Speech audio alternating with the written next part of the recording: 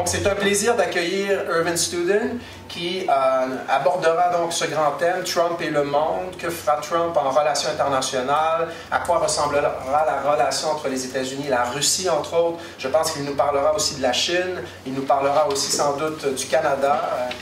On va parler de Trump, on va parler de tout le monde, du monde entier.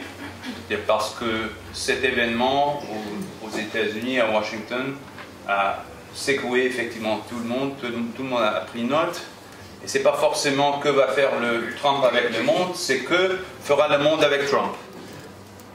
Vu ses caprices et ses informalités, Trump peut agir en manière de tsar classique, c'est-à-dire rassembler Xi Jinping, Poutine et Trump lui-même et sa coterie dans la tour Trump afin de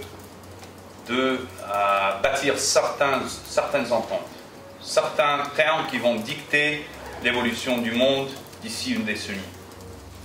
Mais le scénario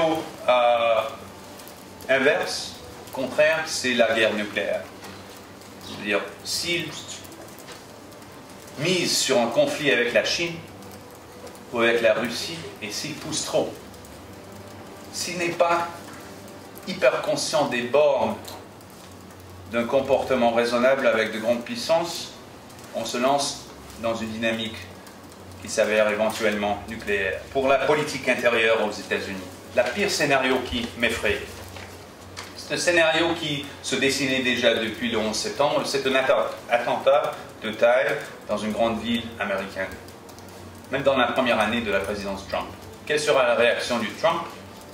La réaction sera biblique, disproportionnée, parce qu'il est dans le monde de théâtre.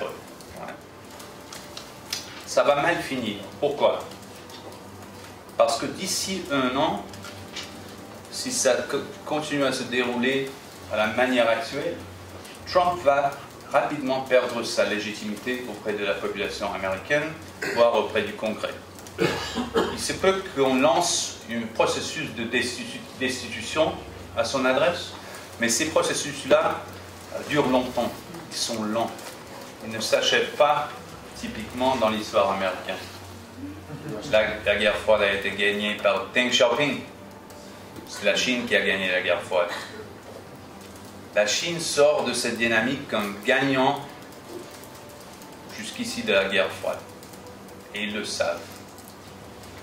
Ils le savent psychologiquement, et si vous me le permettez, we look very foolish to the Chinese today.